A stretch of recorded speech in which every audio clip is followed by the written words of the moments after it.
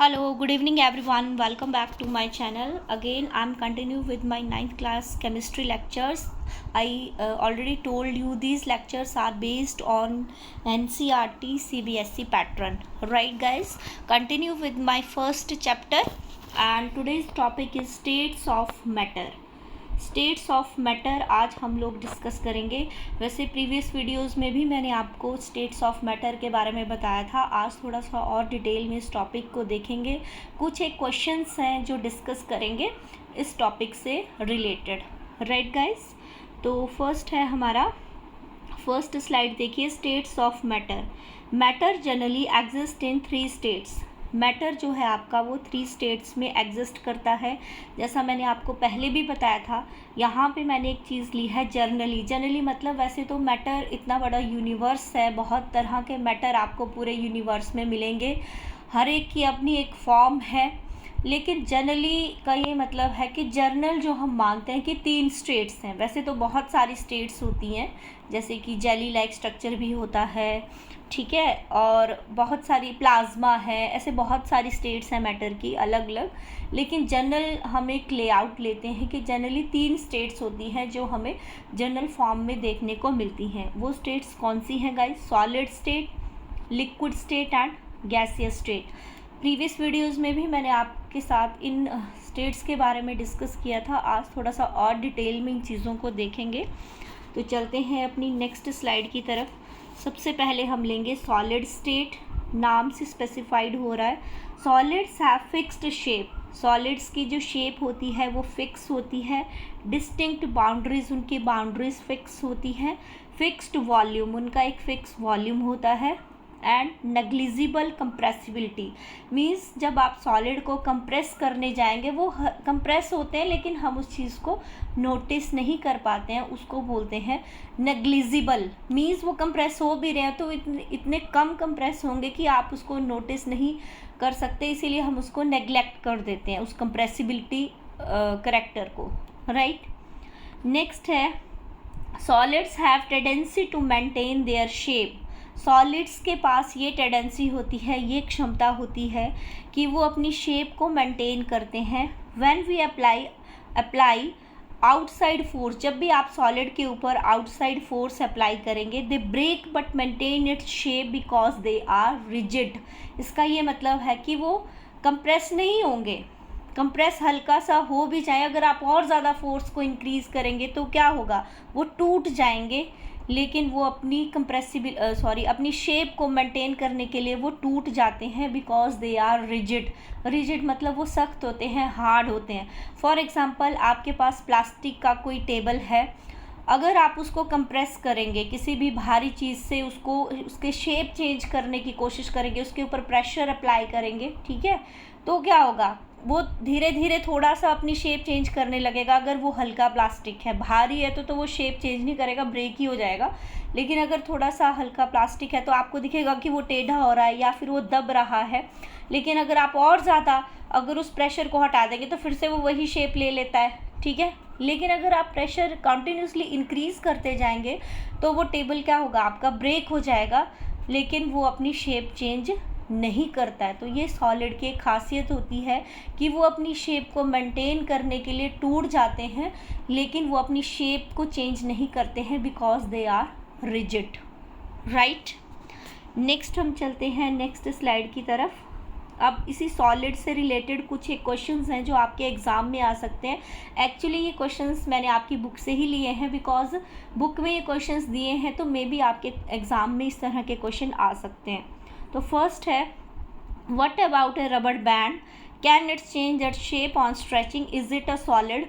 जैसे आपके पास rubber band होता है, ठीक है, स्ट्रेचिंग मीन्स जब आप उसको खींचेंगे तो वो अपनी शेप चेंज कर लेता है। इज इट अ सॉलिड, तो क्या आप उसको सॉलिड बोलेंगे या कुछ और कहेंगे, ठीक है। रबर बैंड कोई भी हो सकता है, सिंपल सा रबर बैंड होता है, जैसे पॉलीबैग्स वगैरह में रैप कर मीन्स बांधने के लिए भी यूज़ किया जाता है, या फिर बालों में आप अपने रबर बैंड जो लड़कियां लगाती हैं वो बोल सकते हो, ठीक है, कोई भी रबर बैंड। या फिर ब्रेसलेट की तरह भी रबर बैंड होते हैं जो बॉयज़ भी अपने हाथ में पहनते हैं और गर्ल्स भी पहनती हैं, when we apply force on rubber band, जब आप रबर बैंड के ऊपर फोर्स अप्लाई करेंगे, इट्स चेंज इट्स शेप, वो अपनी शेप जो है वो चेंज कर लेता है।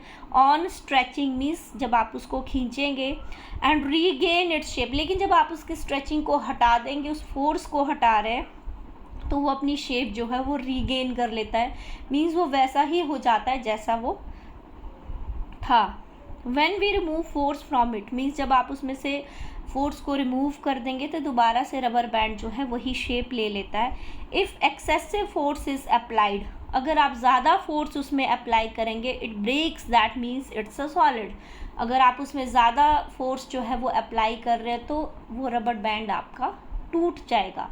तो इसका मतलब क्या है कि वो एक सॉलिड है, क्योंकि मैंने आपको प्रीवियस स्लाइड में भी बताया कि सॉलिड जो है प्रेशर अप्लाई करने से या फोर्स अप्लाई करने से कुछ देर के लिए अपनी शेप हल्की सी चेंज करेंगे, वो दिखेगी आपको, लेकिन जैसे ही आप उस नेग्लिजिबल के बराबर ही होती है, वो हल्की सी दिखेगी आपको। अगर सॉलिड अगर आपका ज़्यादा रिजिड नहीं है तो वो फोर्स आपको जब अप्लाई करेंगे तो वो चेंज आपको हल्का सा दिखेगा, लेकिन जैसे ही आप उस फोर्स को रिमूव करेंगे वो दोबारा से अपनी शेप को रीगेन कर लेगा।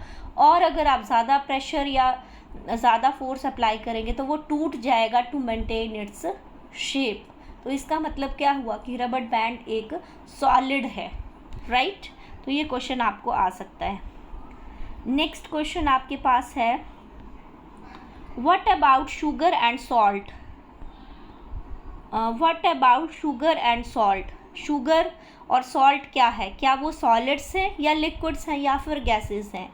It takes the shape of the container, जिस कंटेनर में आप शुगर को सॉल्ट को डालेंगे वो उसी कंटेनर की शेप ले लेते हैं।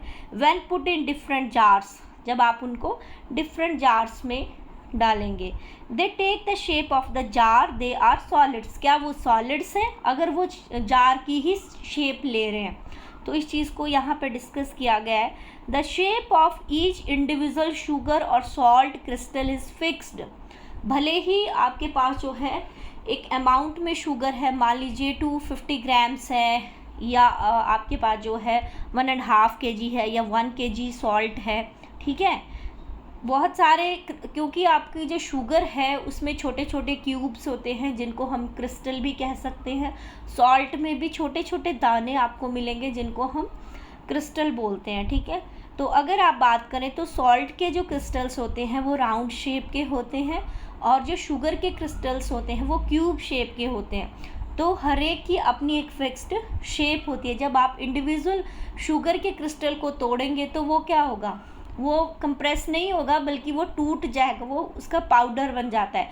सिमिलरली सॉल्ट के दाने को अगर आप ज़्यादा प्रेस करेंगे या कुछ करेंगे तो टूट जाएगा, या फिर वो मेल्ट होना स्टार्ट हो जाता है, ठीक है, पानी बन जाता है उसका। The shape of each individual sugar और salt crystal is fixed. Individual मतलब एक एक शुगर और सॉल्ट क्रिस्टल की जो शेप है वो फिक्स होती है, भले ही जब आप उन क्रिस्टल्स को एक अमाउंट में इकट्ठा करते हैं या सॉल्ट के क्रिस्टल्स को एक अमाउंट में इकट्ठा करते हैं, किसी जार में डालते हैं, तो वो शेप वैसी ज़रूर ले लेते हैं, लेकिन उनकी जो इंडिविजुअल शेप है वो अलग है। When we take in hand, जब आप उनको हाथ में लेंगे तो वो इंडिविजुअल शेप उनकी अलग है, या फिर प्लेट या फिर जार में। So these are solids. तो इसीलिए हम कह सकते हैं कि वो सॉलिड्स हैं। आपने सिंपल याद रखना है कि शुगर और सॉल्ट में ये बताया गया कि अगर आप उनको एक जार में डालेंगे तो जार की शेप ले लेते हैं, तो क्या वो सॉलिड्स हुए? क्योंकि सॉलिड्स में ये बोला गया कि वो अपनी शेप जो है वो चेंज नहीं करते हैं, लेकिन यहाँ पे ये बात समझाई गई है कि भले ही वो जार की शेप ले रहे हैं लेकिन वो बहुत सारे अमाउंट में हैं, राइट। लेकिन जब आप उनके इंडिविजुअल शेप की बात करेंगे, शुगर और सॉल्ट के क्रिस्टल की जो इंडिविजुअल शेप होती है वो फिक्स होती है, वो आपकी चेंज नहीं होती है। इसीलिए जो शुगर और सॉल्ट हैं वो सॉलिड्स हैं, राइट। नेक्स्ट हम चलते हैं स्पॉन्ज। नेक्स्ट क्वेश्चन जो है, व्हाट अबाउट स्पॉन्ज? स्पॉन्ज जो होता है आपका, yet we are able to compress it, is it a solid? हम स्पॉन्ज को कंप्रेस कर सकते हैं, तो क्या हम ये बोले कि स्पॉन्ज एक सॉलिड है? तो इसका आंसर क्या है? Yes, it's a solid because sponge has minute holes in which, sponge जो है वो सॉलिड है। क्यों है सॉलिड गाइस? क्योंकि वो अपनी प्रेशर हटाने के बाद या फोर्स हटाने के बाद वो अपनी शेप को रीगेन कर लेता है, ठीक है। तो इसका रीज़न ये बताया गया है कि जो स्पॉन्ज है आपका वो सॉलिड है because sponge has minute holes, क्योंकि स्पॉन्ज में छोटे छोटे होल्स होते हैं इन विच एयर इज़ ट्रैप्ड, जिनके अंदर हवा भरी होती है। व्हेन वी कंप्रेस इट, जब हम उसको दबाते हैं, एयर इज़ एक्सपेल्ड आउट, उसके अंदर उन पोर्स के अंदर जो हवा होती है वो बाहर निकल जाती है। And we are able to compress it, और हम उसको आसानी से कंप्रेस कर लेते हैं। लेकिन जैसे ही हम उस अपने हाथ के प्रेशर को या किसी भी चीज़ का प्रेशर हमने उस पर दिया है, उस प्रेशर को जब आप हटाएंगे तो दोबारा से वो स्पॉन्ज उसी शेप का हो जाता है। दैट मीन्स जो सॉलिड है वो क्या है? आपका स्पॉन्ज है, राइट। लेकिन अगर आप उसको ज़ोर से खींचने की कोशिश करेंगे या शेप चेंज करने की कोशिश करेंगे तो वो भी आपका क्रैक हो जाएगा या टूट जाएगा, राइट। अब हम चलते हैं नेक्स्ट। तो आई थिंक आपको क्लियर हो गया होगा कि सॉलिड्स क्या है, और सॉलिड से रिलेटेड 2-3 क्वेश्चंस थे जो आपको एग्ज़ाम में पूछे जा सकते हैं, वो मैंने आप लोगों के साथ डिस्कस किए हैं। नेक्स्ट हम लेते हैं liquids. Liquids do not have definite shape. Liquid की कोई डेफिनेट शेप नहीं होती है। आप जिस कंटेनर में लिक्विड को डालेंगे वो उसी कंटेनर की शेप ले लेता है। They acquire the shape of the container in which they put it has definite volume, लेकिन उसका वॉल्यूम जो है वो फिक्स होता है जितना आपने अमाउंट में लिक्विड लिया है। फॉर एग्जांपल आपने 1 ग्लास ऑफ वाटर लिया है, अगर आप उसको ग्लास में डालेंगे तो आपको वो ग्लास की शेप का दिखेगा। अगर आप उसको बाउल में डालेंगे तो आपको बाउल की शेप का दिखेगा। प्लेट में डालेंगे प्लेट की शेप का दिखेगा। बॉटल में डालेंगे बॉटल की शेप का दिखेगा, लेकिन उसका जो वॉल्यूम है वो फिक्स रहेगा, राइट। अगर आपने 1 ग्लास वाटर लिया है, फॉर एग्जांपल आपके पास जो ग्लास है वो मान लीजिए 200 ml का है, लेकिन आपके पास जो बाउल है वो 100 ml का है, तो 100 ml लिक्विड आपने उस बाउल में ट्रांसफ़र किया, लेकिन 100 ml आपका रिमेनिंग रह जाएगा, क्योंकि बाउल का जो साइज़ है वो छोटा है, क्योंकि वॉल्यूम तो आपने स्टार्टिंग से ही उतना लिया था ना कि 200 ml लिया है, तो आपको उसी के साइज़ का बाउल लेना पड़ेगा अगर आप काउंटर बैलेंस करना चाहते हैं, राइट। लिक्विड के बहुत सारे एग्जाम्पल हैं, मिल्क है, वाटर है, जूस है, ये मैंने जनरल एग्जाम्पल, या आपकी लाइफ में दुनिया भर के लिक्विड हैं, आपको जो लिक्विड ठीक लगता है आप यहाँ पे उसका एग्जाम्पल मेंशन कर सकते हैं, राइट। तो these are the liquids. Now next है गैस। नेक्स्ट जो स्टेट है मैटर की, what is a gas? Simple definition, a gas is a substance that has no fixed size और शेप। गैस एक ऐसा सब्सटेंस है, ऐसा पदार्थ है जिसके ना ही कोई शेप होती है और ना ही कोई साइज़ होता है। When inside a closed container, a gas will expand to fill the container. जब आप गैस को किसी भी कंटेनर में डालेंगे तो वो उसी की शेप नहीं बोल सकते आप ये बोल सकते हैं कि वो उसके अंदर फैल जाती है gas. When inside a closed container, किसी क्लोज कंटेनर में जब आप गैस को स्टोर करेंगे, गैस विल एक्सपेंड, वो फैल जाती है टू फिल द कंटेनर, उस कंटेनर को फिल करने के लिए, राइट।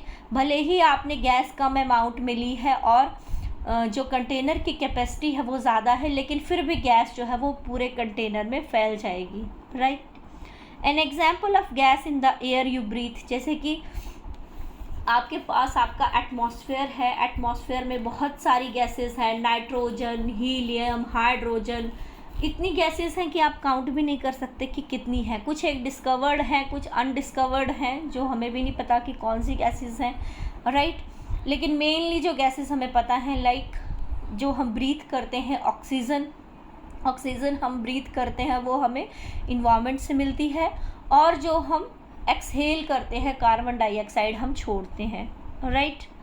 एग्जाम्पल कुछ एक जनरल लाइफ में आपके एग्जाम्पल दिए हैं, एग्जाम्पल्स ऑफ गैसेस, जैसे एलपीजी गैस, सभी ने सुना है। एलपीजी, एक तो आपको इसकी फुल फॉर्म पता होनी चाहिए। LPG means liquid petroleum gas, और ये गैस कहाँ पे यूज़ होती है? जो हमारे घर में गैस सिलेंडर्स हम लोग यूज़ करते हैं किचन में फॉर कुकिंग के लिए, उनमें कौन सी गैस भरी होती है guys? LPG, liquid petroleum gas. Means compress किया होता है गैस को, जब आप उसमें ज़्यादा कंप्रेशन करते हैं तो वो लिक्विफाई फॉर्म में हो जाती है, लेकिन जब आप उसको यूज़ करेंगे तो गैसियस फॉर्म में चलेगी, ठीक है। Oxygen cylinder gas we use in hospital, जैसे जो ऑक्सीजन गैस के सिलेंडर्स होते हैं जो हॉस्पिटल्स में यूज़ होते हैं, जिन लोगों को ब्रीथिंग की प्रॉब्लम होती है, जिन लोगों को ऑक्सीजन लेवल कम होता है, उनको वो ऑक्सीजन सिलेंडर से गैस जो है वो सप्लाई की जाती है to maintain their oxygen level in their body, right.